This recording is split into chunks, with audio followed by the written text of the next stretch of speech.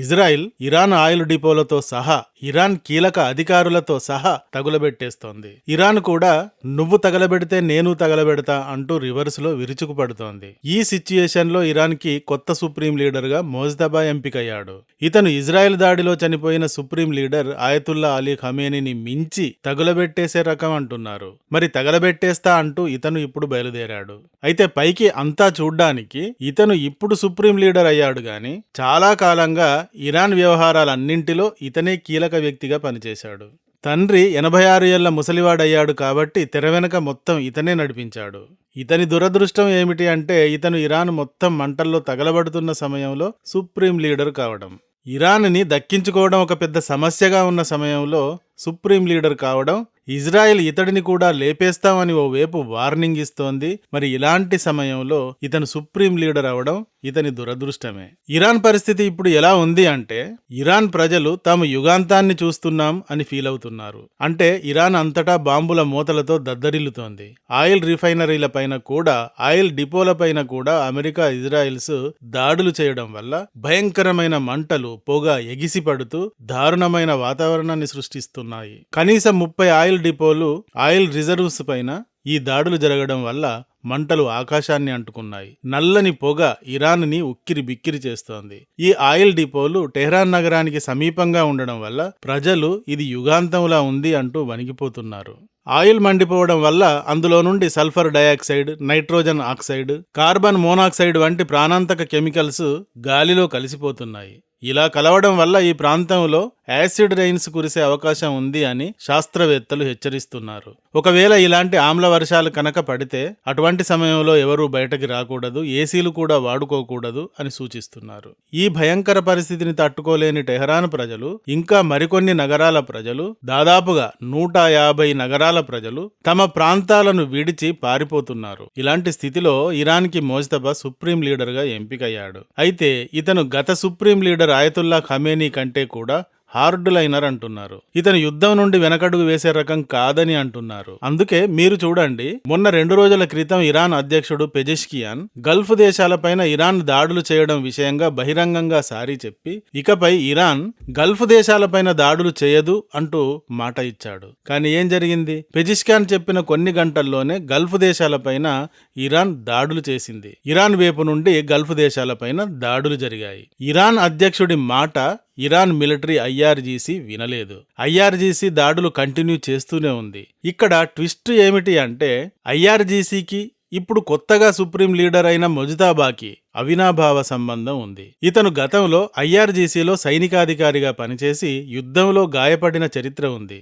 ఆ విధంగా ఐఆర్జీసీతో ఇతనికి సంబంధం ఉంది. ఇందువల్లే అధ్యక్షుడు పెజెష్కియాన్ చెప్పిన ఐఆర్జీసీ అతడి మాట వినలేదు, మొజ్తబా మాటే విన్నది అని అర్థమవుతుంది. మొజ్తబా గురించి న్యూస్ ఛానల్స్ అయితే ఇతను తన తండ్రి కంటే కూడా పెద్ద తీవ్రవాది అంటున్నాయి. వ్యూహాలు రచించడంలో నెంబర్ 1, కానీ తెర ముందుకు వచ్చి ఫేస్ రివీల్ చేసి పనిచేసే రకం కాదు. అంతా కూడా ఇతడే నడిపిస్తాడు, కానీ ఇతను ఇప్పటి వరకు బయటకు రాలేదు, రాకుండానే కీలకమైన నిర్ణయాలన్నీ ఇతనే చేస్తున్నాడు అంటున్నారు. తండ్రి అలీ ఖమేనీ కాలంలోనే ఈ విధంగా ఇతను పాలనా యంత్రాంగాన్ని అంతటినీ నడిపించే కీలక సూత్రధారిగా మారాడు. తండ్రి వయసు 86, బాగా ముసలివాడవడం వల్ల అతని పేరుతో ఇతనే చాలా వ్యవహారాలను ఆల్రెడీ నడిపిస్తున్నాడు. ఇజ్రాయెల్ దాడిలో చనిపోయిన అలీ ఖమేనీకి 6 పిల్లలు. మొజ్తబా 2వ కుమారుడు. ఇతని తల్లి పేరు జెహ్రా హదాద్ ఆదెల్. ఈమె కూడా ఇజ్రాయెల్ స్ట్రైక్ లో అలీ ఖమేనీతో పాటు చనిపోయింది. ఇదే సమయంలో ఇతని సోదరి ఒక ఆమె కూడా చనిపోయింది. ఇతని పిల్లలను గురించి స్పష్టమైన వివరాలు తెలియవు, ఎందుకంటే ఇతని పర్సనల్ విషయాలు ఇంతవరకు ఎప్పుడు పబ్లిక్ లోకి రాలేదు. ఇతను టెహ్రాన్లోని రిలీజియస్ అలవి అనే స్కూల్లో చదివాడు. 1999లో తన 30 ఏళ్ల వయసులో హోమ్ సెమినరీ రిలీజియస్ స్టడీస్ ప్రారంభించాడు. తర్వాత ఇతను 1980లో ఇరాన్ ఇరాక్ యుద్ధంలో ఐఆర్జీసీ హబీబ్ బెటాలియన్ లో పనిచేశాడు. ఇది ఇతని జీవితంలో చాలా చాలా కీలకమైన పాయింట్. దీనివల్ల దేశాన్ని నడిపించే ఐఆర్జీసీతో ఇతనికి గాఢమైన అనుబంధం ఏర్పడింది. కానీ ఇరాన్ యుద్ధంలో ఇతను గాయపడ్డాడు. మరి ఇప్పుడు ఇరాన్ని ఐఆర్జీసీయే నడిపిస్తోంది అని చెప్పాలి. ఎందుకు అంటే ఇరాన్ యుద్ధంలో తగలబడుతూ ఉంది. ఇరాన్ తరఫున యుద్ధం చేసే మిలిటరీ ఐఆర్జీసీ ఇరాన్ అధ్యక్షుడి మాటనే వినడం లేదు. అతను వద్దన్నా గల్ఫ్ దేశాలపైన దాడులు చేస్తోంది. ఇక్కడ అర్థం చేసుకోవాల్సిన కీలక విషయం ఏమిటి అంటే ఇస్లామిక్ దేశాలు అన్నీ కూడా, ఇంకా కమ్యూనిస్టు దేశాలు కూడా, ఈ దేశాలలో మిలిటరీది ప్రధాన పాత్ర ఉంటుంది. ఎవరిని మిలిటరీ సపోర్ట్ చేస్తుందో వారే అక్కడ రూల్ చేయగలుగుతారు. పాకిస్తాన్ లో చూడండి, మిలిటరీయే రూలర్స్ ని మార్చేస్తూ ఉంటుంది. మోస్తబా తన మత విద్యను పూర్తి చేసిన తర్వాత మత బోధకుడిగా కూడా పనిచేశాడు. మరి ఆయతుల్లా ఖమేనీలు అంతా మత బోధకులుగా ఉండే సుప్రీం లీడర్స్ అయ్యారు కదా. అలాగే ఇతను కూడా మతాచార్యుడిగా పనిచేశాడు. అయితే ఇతను పబ్లిక్ లోకి ఎప్పుడూ రాలేదు. ఇంతవరకు ఎప్పుడూ కూడా పబ్లిక్ గా స్పీచ్ ఇవ్వడం, ఇంటర్వ్యూ ఇవ్వడం చేయలేదు. ఎక్కువగా ఫోటోలు, వీడియోలు కూడా మీడియాకి షేర్ చేయలేదు. అందుకే ఇతనికి సంబంధించిన ఫోటోలు, వీడియోలు ఏమైనా మీకు చూపించాలి అన్నా ఎక్కడా దొరకడం లేదు. ఇలా తెర వెనక ఉండే మొత్తం కథ నడిపించే క్యారెక్టర్ అన్నమాట ఇతడిది. అందుకే ఇతడిని గురించి పవర్ బిహైండ్ ది సీన్స్ అంటారు. అంటే బయటికి ఆయతుల్లా ఖమేనీ కనబడేవాడు గాని అతని వెనక నిర్ణయాలు మాత్రం ఇతనే తీసుకునేవాడు, నడిపించేవాడు అని అర్థం. ఇరాన్ వెనకడు వేయకుండా యుఎస్ అగ్రిమెంట్ అని ఎంతగా మెడలు వెంచాలని చూసినా యుద్ధానికి సిద్ధపడిందే గాని తగ్గలేదు. అంటే ఈ నిర్ణయాల వెనక ఉన్న కీలక శక్తి ఇతనే అని అర్థం చేసుకోవచ్చు. మరి ఇతను ఇప్పుడు డైరెక్ట్ గా పవర్ లోకి వచ్చాడు. ఇతని గురించి 2 అత్యంత ముఖ్యమైన విషయాలు చెప్పాల్సి ఉంటుంది. ఇతను తండ్రి వెనక ఉండి నడిపించిన వాటిల్లో ఖమేనీ ఆర్థిక సామ్రాజ్యాన్ని విస్తరించడం అనేది ఒకటి. Real estate, banking, oil, telecom, infrastructure లాంటి రంగాలలో $200 బిలియన్ వ్యాపారం ఇతడు నడిపిస్తున్నాడు. ఇతనికి పర్సనల్ గా లండన్ లో 140 మిలియన్ల విలువైన లగ్జరీ ప్రాపర్టీలు, దుబాయ్లో విల్లా, యూరోప్ లో హోటల్స్, స్విస్ బ్యాంకులో అకౌంట్స్, పర్షియన్ గల్ఫ్ లో షిప్పింగ్ బిజినెస్ ఇలాంటివన్నీ ఉన్నాయి. తర్వాత ఇతని గురించి మరొక ఇంపార్టెంట్ కథనం చెప్పాల్సి ఉంటుంది. అది ఏమిటంటే 2005లో ఇరాన్కి అధ్యక్ష ఎన్నికలు జరిగాయి. ఇందులో ఇస్లామిక్ హార్డ్ లైనర్ అహ్మదీ నెజాద్ అనేవాడు గెలిచాడు. మెహదీ కరూబీ అను ప్రత్యర్థి ఓడిపోయాడు.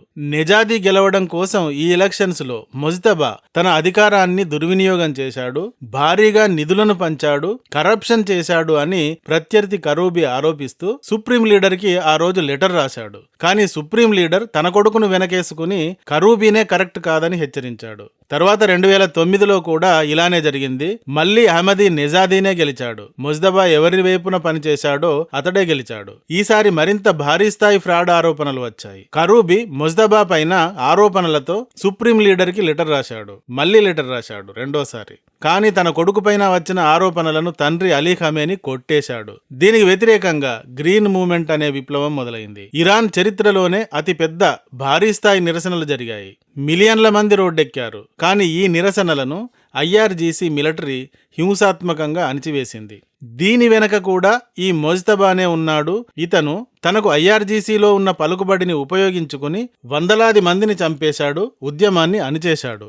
మొన్న ఈ యుద్ధం మొదలవడానికి ముందు కూడా ఇరాన్లో భయంకరమైన తిరుగుబాటు వచ్చింది. తిరుగుబాటుదారులను 30,000 మందిని చంపారన్న ఆరోపణలు వచ్చాయి. మరి ఈ దారుణాల వెనక ఉన్న అసలైన తల కూడా ముజ్తబా అంటే సందేహం ఏముంటుంది? మరి ఇలాంటి మరింత ఉగ్రవాద స్వభావం కల ముజ్తబా ఇప్పుడు సుప్రీం లీడర్ అయ్యాడు. ఇజ్రాయెల్ యుఎస్ల పైననే కాదు, ఇరాన్ ఇప్పుడు గల్ఫ్ దేశాలపైన, తన తోటి ఇస్లామిక్ దేశాలపైననే విరుచుకుపడుతోంది. అయితే ఇరాన్ చావు తెలివితేటలు చూపిస్తున్నట్టుగానే అనిపిస్తుంది. అవతలి వైపున ఉన్నది ఇజ్రాయిల్, యుఎస్లు. వీరిని గెలవడం అసాధ్యం.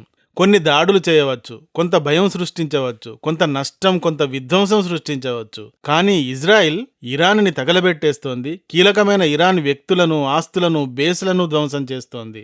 ఇజ్రాయిల్ వైపున ఒక్కరు చనిపోతే ఇరాన్ వైపున 100 మంది చనిపోతున్నారు.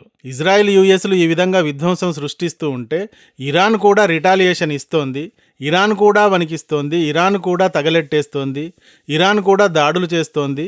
ఇరాన్ గెలిచేస్తుందేమో అనే వార్తలు కూడా వస్తున్నాయి. మరి ఈ సమయంలో సుప్రీం లీడర్గా తెరబయటకు వచ్చి ఫేస్ రివీల్ చేసిన ముజ్తబా కొత్తగా ఏమైనా చేస్తాడా? ఇరాన్ను గెలిపించడానికి, ఇరాన్ని యుద్ధంలో ఇంకా నిలబెట్టడానికి ప్రయత్నిస్తాడా? లేక నెమ్మదిగా వెనకడుగు వేసి రాజీ పడతాడా? వేచి చూడాల్సి ఉంది.